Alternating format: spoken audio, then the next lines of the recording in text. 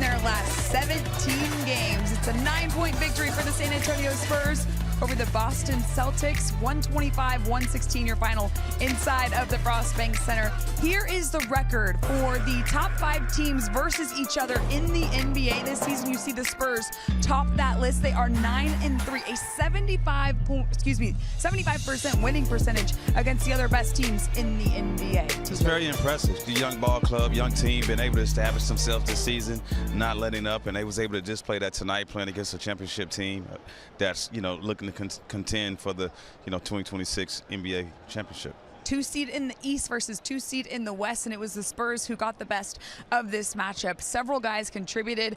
None other than Victor Wembanyama leading the way. He was the leading scorer for San Antonio for the 4th straight game. He had 39 points in his double-double performance tonight.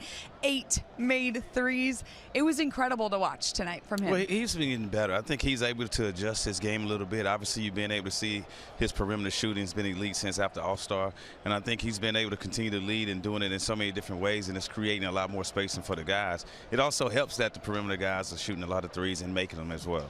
Speaking of that, yes, this was the first game in Spurs history where the Spurs had back-to-back 20 made three performances. Here's a look at some of them. They were knocking them down from all around the arc. Yeah, but what you're looking at what's suppressive. You're seeing ball movement. You're seeing guys penetrating and kicking out to the open guys, just being unselfish with the basketball. And that's why you're constantly seeing so many variety of different guys being able to shoot the 3-ball. It makes it very difficult for opposing teams to guard. So just look at that. When you got a guy in your center that can be able to shoot the ball at the rate that Wemby's been able to shoot it, it becomes very difficult for anyone to be able to guard on the perimeter with the type of shooting ability that we have right now with the Spurs. And if you look at this shot chart, I mean, that shows you that they can knock him down from the corner. They can knock it down from around the arc. I mean, this is 42% shooting, and this is now their 19-0 on the season when they've made, 16 or more threes in a game. I mean, that's hard to beat. Well, they're doing a little bit of everything, not only just shooting threes, but if you look at the defense effort that they're providing, they're doing a lot of good things that are making it difficult for the opposing teams to be able to sustain that type of scoring power for 48 minutes. They're able to go on runs. They're able to find their points within different segments of the game that they're able to go on runs. And when teams are able to go on runs against them, they're able to continue to support each other, stay together, and come back, lock down, and go on a run themselves. And you think about the fact that this was, again, against the team with the top defensive rating in the NBA since the beginning of February. This is a really good, stout defense for the Boston Celtics. And I do just have to shout out Keldon Johnson. We talk about him. Well, we're back on Spurs Live, and we got a little throwback surprise for you. Looky there, that guy in green. We know him. That's one TJ Ford. On March 17th of 2008, yep, that's our guy getting ejected for his one and only ejection during his NBA career. And bring back some fun memories for you. Oh, it brings some good memories. It brings some good memories. Just looking at this is the first time seeing it in many, many years. Jaylen Brown. He tops me, though.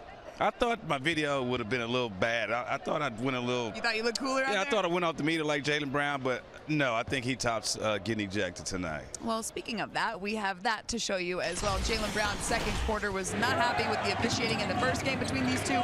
Wasn't happy yet again, and here is the sequence of why. Yeah, I mean, the game was intense. The crowd was into it. He was playing well. Obviously, he tried, like I said, he tried to bait the refs into getting a call. It didn't happen, and from there, he was just furious, and it took him a while to get off the court, and I'm sure the NBA would hit him with a pretty good fine. Obviously, you can hear the fan support and the crowd of San Antonio just get into it, and it was exciting. Having just watched your own ejection, watching that one, I mean, what literally is going through you in those moments when you're out there? Well, I mean, look, you win the NBA. Every time we turn the ball over, things don't go our way. You see every player feel like they're getting fouled. So we both thought we got fouled. The refs made a bad call. We lost our temper, and it cost us, minutes. It cost us a team loss because I'm sure both of us lost, getting ejected, and it also hurt the team tonight. Well, and on that note, I mean, that certainly changed the dynamic of the game. They come out, or in the first half, were tied after 2 quarters.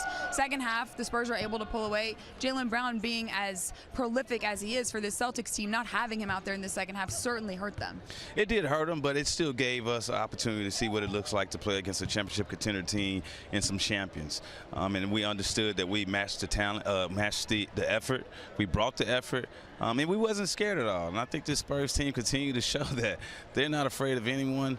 And they are the guys that's trying to show that when you come play us, we're going to give it out all every night, and I think that's what's been very impressive watching them play every night, and the fan base around the nation is making this a San Antonio Spurs team that everyone is rooting for. And is loving watching. So the Celtics without their MVP candidate in the second half, but the Spurs, well, they had theirs on the floor for all 4 quarters. Here he is, Victor Wembanyama, as I said, leading the way. 39 points from the big fella. He was knocking it down from 3. He did a great job getting to the line. Of course, he can do that. He can always put it down on request, and you know that he's gonna get his blocks. That's what the guy does. You know, one of the things he's been able to display that is very effective for him at the top is being able to pump fake, because you don't know if he's going to shoot the ball or put it on the ground, and it also allows him to get a good advantage. So we talked about the Manu Ginobili ball fake. Well, Wemby is definitely pulling that out and getting some notes from Ginobili, because this is definitely working, and that's part of his game that's very efficient as well. 8 of 15 from 3. That ties his career high for made 3-pointers. I know we talk about how different he is. I mean, he's unlike any player this league has ever seen, but it feels like, you know, at the start of this season, we were like, you know, Wemby, he's taking his game to the next level, and that was back in October, November. Now that it's March, now that he's got his full conditioning and his legs under him, now we're seeing him even level up that game. I mean, we continue to try to put it into words, but how do you put into words how he's playing right now? Well, I think he's just playing efficient basketball, but I don't think he's forcing anything. I think he's trusting his teammates, and he's allowing guys to make plays for him. When you look at how he's playing this simple basketball, very efficient. And I think he's just trusting other guys, and I think that's why you're seeing multiple guys in double digits and more guys shooting effective percentages because of Wemby unselfishness.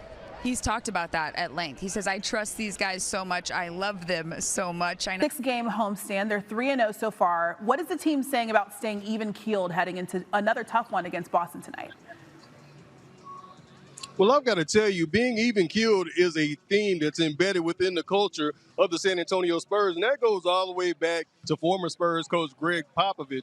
Now, current Spurs coach Mitch Johnson, he always says that when we're playing well, we're never as good as everybody says we are, and when we're being criticized or we're playing badly, we're never as bad as the people as what they say when they criticize us.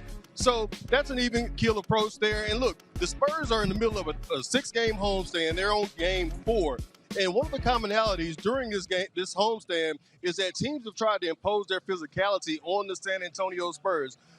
Point guard Stephon Castle, he said that when teams try to do that and it doesn't work, they don't have a plan B.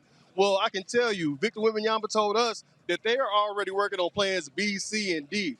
The Spurs are working to try to get better at anticipating matchups, strategies, tactics, things like that. That way they can have an answer for things that transpire on the court before they even happen. Now, Victor said that he goes 3- and 4-minute stretches without ever having to touch the ball. He said that that's because of the trust he has in his teammates. He can impact the game by rolling, screening, getting to his spots on the court and calling for the ball, things like that.